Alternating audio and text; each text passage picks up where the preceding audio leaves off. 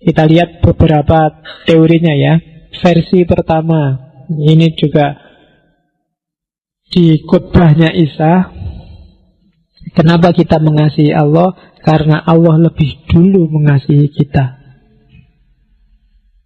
Dan bukti bahwa kita mengasihi kita apa? Bahwa kita mengasihi Allah apa? Jika seorang berkata, aku mengasihi Allah, dan ia membenci saudaranya, maka ia adalah pendusta. Kalau kamu ngaku cinta pada Allah, tapi bikin susah orang lain, tapi kamu masih membenci orang lain, dalam dirimu masih ada benci pada sesuatu, katanya Isa, kamu pendusta. Tidak mungkin. Kenapa? Karena barang siapa yang masih punya benci, barang siapa yang tidak mengasihi saudara yang bisa dilihatnya, tidak mungkin mengasihi Allah yang tidak dilihatnya. Wong kamu mencintai yang lain dan mencintai Allah, apalah itu sudah susah luar biasa, apalagi membenci yang lain dan mencintai Allah. Karena Allah lebih susah untuk dicintai, karena tidak kelihatan. Kalau terhadap yang kelihatan aja kamu tidak bisa jatuh cinta, apalagi terhadap yang tidak kelihatan. Kalau sama orang lain kamu masih suka ngamuk, suka mencela, suka mencaci, mengkafirkan, menyesatkan, memurtadkan, berarti ada kebencian dalam dirimu. Pasti relasimu sama Allah bukan cinta. Itu penjelasannya bisa panjang, tapi cukup kamu ingat, semakin banyak kebencian dalam dirimu, sebenarnya semakin jauh kamu dari Allah dan dari cintanya. Itu teori yang pertama. Jadi patokan pertama, sejauh apa cinta dan kasihmu pada Allah, itu bisa diukur dari sejauh mana masih ada kebencian dalam batinmu terhadap apa saja. Jadi itu rumus pertama. Rumus kedua, ini kayak pelajaran filsafat cinta tapi dari tradisi Kristen. Tidak apa-apa, nanti next time kita cari tradisi yang lain. Mungkin nanti ada sesi filsafat cinta, atau setelah filsafat cinta selesai kita tambah lagi satu sesi filsafat seks. Ada, saya kemarin baru dapat buku Philosophy of Pornography. Bukunya tebal sekian. Tidak ada gambarnya, kamu mesti nggak suka. Ya, bayanganmu kan kalau filosofi pornografi terus ono gambari, kamu kan ngincer gambari, tidak ada. Ya, yang ada gambarnya dijual terpisah. Oke. Yo, harganya beda. Oke. Teori kedua, kamu telah mendengar firman mata ganti mata dan gigi ganti gigi. Tetapi aku berkata padamu, janganlah kamu melawan orang yang berbuat jahat kepadamu. Ini yang paling terkenal. Melainkan siapapun yang menampar pipi kananmu, berilah juga kepadanya pipi kirimu. Dan kepada orang yang hendak mengadukan engkau karena mengingini bajumu, serahkanlah juga jubahmu. Dan siapapun yang memaksa engkau berjalan sejauh 1 mil, berjalanlah bersama dia sejauh 2 mil. Berilah kepada orang yang meminta kepadamu, dan janganlah menolak orang yang mau meminjam daripadamu. Ini teori kalau kamu baca literal seolah-olah konyol, tapi padahal tidak. Jadi ini sebenarnya sebuah metafor yang luar biasa. Maknanya yang pertama adalah jangan menyimpan dendam dan balas dendam dalam batinmu. Karena begitu ada dendam, di situ pasti ada kebencian. Begitu ada kebencian, kamu kehilangan cinta dan kasih. Jangan salah, kalau kamu baca kisah-kisahnya Nabi Muhammad pun banyak sebenarnya yang ditampar pipi kiri, dikasih pipi kanan. Nabi tiap hari lewat di rumahnya orang yang Tiap subuh lewat Nabi diludahi. Itu kan luar biasa. Kalau mata balas mata, gigi balas gigi, harusnya Nabi Muhammad datang ke rumahnya, tak balas genti, gitu. Tapi kan enggak. Nabi sabar, diludahi ya diusap, nanti di masjid wudhu dibersihkan lagi. Terus sampai satu ketika tidak ada yang ngeludahi. Nabi berhenti, kaget. Loh kok tidak diludahi? Ini langganannya kemana biasanya ngeludahi? Ya kan? Loh malah nunggu, itu kan ditampar pipi kiri, kasihkan pipi kanan. Tapi terus ditanya, kemana sih si fulan yang biasa ngeludahi saya? Oh sekarang sakit Nabi. Dan Nabi orang pertama yang menjenguk. Oh itu kan pipi kanan ditampar dikasih pipi kiri. Dan dengan gaya inilah Islam sukses. Dengan gaya itulah dulu Isa sukses. Kalau selalu mata ganti mata, gigi ganti gigi, dunia ini rusak. Kenapa Imam Samudra ngebom? Itu mata ganti mata, gigi jadi ganti gigi. Dia melihat penderitaan di Palestina, bagaimana orang-orang Palestina dibantai, sebagai gantinya sekarang orang bule, sekarang tak bunuhin semua. Itu mata ganti mata, gigi ganti gigi. Kalau peradaban manusia dibangun dengan basis ini, ya dunia rusak. Tidak naik kelas kita. Sebenarnya adil itu memang boleh. Kamu dicolok matamu, kamu balas nyolok matanya, itu sah imbas. Tapi nilainya 0. Kalau sepak bola seri, tidak ada yang menang, tidak ada yang kalah. Kalau seri, derajatmu sama dengan derajatnya yang tadi nyolok. Kalau kamu ditampar pipi kiri dan balas nampar pipi kirinya dia, skornya seri. Kamu tidak lebih baik dari dia, podo wae. Jadi filosofinya di situ. Apa ndak boleh Pak saya balas? Ya boleh. Ya memang hakmu mata ganti mata. Tapi ketika kamu balas, ya berarti makommu sama dia sekarang sama. Dan agama kan tidak ingin manusia itu stuck levelnya nggak naik-naik. Naiknya level ada dikasih. Kalau kamu dicurangi, jangan balas mencurangi. Kalau kamu dicurangi, balas mencurangi, ya levelmu bodoh, sama-sama ahli curang semua. Kalau kamu maling, dimaling, terus kamu juga maling, bodoh malingnya. Kamu kehilangan sandal habis Jumatan, terus kamu ngambil sandalnya orang lain, itu kan karena kamu dimaling, maka sekarang kamu maling. Kan gitu. Sah no Pak, saya kehilangan sandal, sekarang dapat sandal satu. Nah itu berarti podo malinge. Ya kan, harusnya kalau kamu kehilangan sandal satu, sandal yang satunya lagi kamu buang. Itu kan kayak ceritanya Gandhi itu kan, waktu dia mau naik kereta karena kesusu, sandalnya yang satu ketinggalan di bawah, keretanya jalan, terus sepatunya yang satu dicopot, dilemparkan ke sana. Ketika ditanya orang, loh kok malah sampean buang dua-duanya? Ya kasihan, nanti yang nemu cuma sebelah kan tidak enak, tidak bisa dipakai. Biar manfaat temuannya, ya dua-duanya harus dikasih. Nah, itu teori kedua. Ya memang berat dilaksanakan kayak gini, tapi kalau makommu pingin naik, levelmu pingin naik sebagai manusia, harus dicoba. Dan Nabi kan banyak sekali hadis yang mengisyaratkan semacam ini, dan Nabi juga banyak mencontohkan semacam ini. Kalau mata balas mata, gigi balas gigi, begitu Fathul Mekah, yang dibunuh pertama adalah Abu Sufyan. Tapi kan enggak, Nabi malah bilang, barang siapa berlindung di rumahnya Abu Sufyan, dia termasuk yang selamat, terlindungi. Oh itu ditampar pipi kiri, dibalas dikasih pipi kanan. Oke, jadi itu teori kasih yang kedua. Teori kasih yang ketiga, kamu telah mendengar firman, kasihilah sesamamu manusia dan bencilah musuhmu.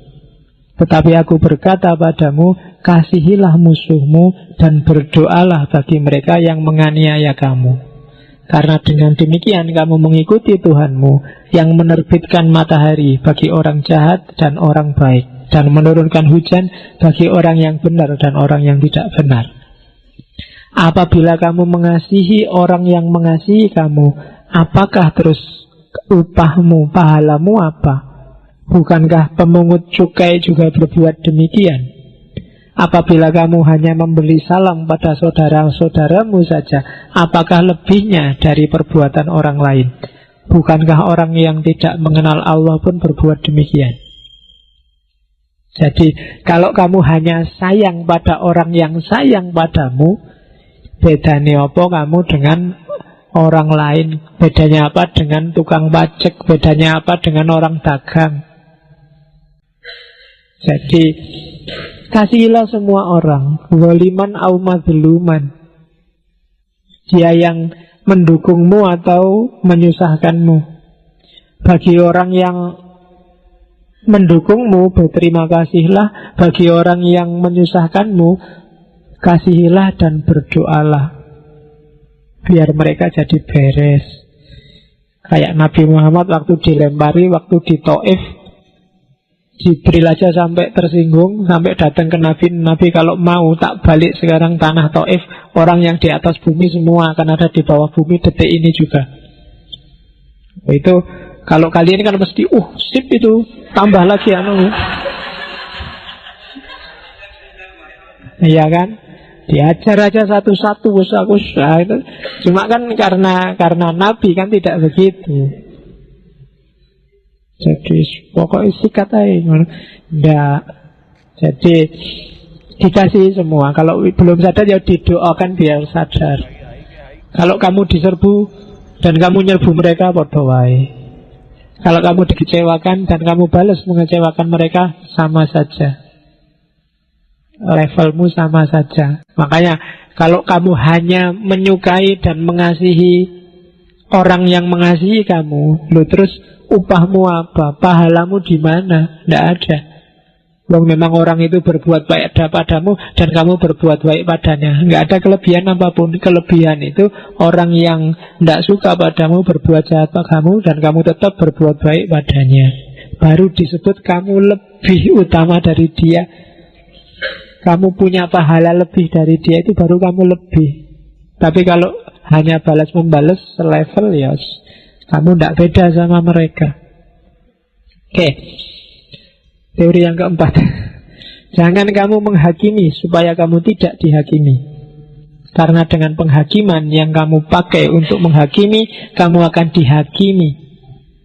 Dan ukuran yang kamu pakai untuk mengukur akan diukurkan padamu. Mengapa engkau melihat duri di mata saudaramu, sedangkan balok di dalam matamu tidak engkau ketahui? Bagaimana engkau dapat berkata kepada saudaramu, biarlah aku mengeluarkan duri itu dari matamu, padahal ada balok dalam matamu? Hai orang munafik, keluarkanlah dahulu balok dari matamu, maka engkau akan melihat dengan jelas untuk bisa mengeluarkan duri dari mata saudaramu. Bisa dipahami ya. Jangan sok menghakimi, menyalah-nyalahkan orang, mensesat-sesatkan orang. Kan sekarang banyak mengkafir-kafirkan orang, memurtad-murtadkan orang. Karena mungkin besok dengan standar yang sama kamu akan dibalas, dikafirkan, disesatkan, dimurtadkan. Dengan teori yang sama, dengan ukuran yang sama yang kamu pakai untuk tadi ngukur orang lain. Ya entah ukuran itu apa, sekarang banyak contohnya. Kebanyakan kita tidak sadar salah kita, lebih melihat salahnya orang lain. Kamu tidak sadar matamu ketutup balok, kamu ribut kalau di mata temanmu ada duri. Buang dulu balokmu, baru kamu ribut dengan durinya. Jadi ini kasih yang keempat. Makanya ada cerita suatu ketika Isa melihat seorang perempuan dirajam. Mungkin pernah dengar ya. Ketika baru mulai dirajam, Isa datang, ini ada apa kok ada perempuan dilempari batu? Dia salah, dia berzina. Oh, dia dilempari karena salah toh. Iya, kalau begitu yang boleh ngelempar adalah yang tidak pernah punya salah. Akhirnya rasido. Karena setiap orang merasa, oh iya ya, aku ngelempar-ngelempar itu emangnya aku tidak punya salah, emangnya aku tidak punya dosa. Kalau aku punya dosa, punya salah juga. Harusnya juga tidak cuma ngelempar, aku juga harusnya juga dilempari. Nah itu teori keempat.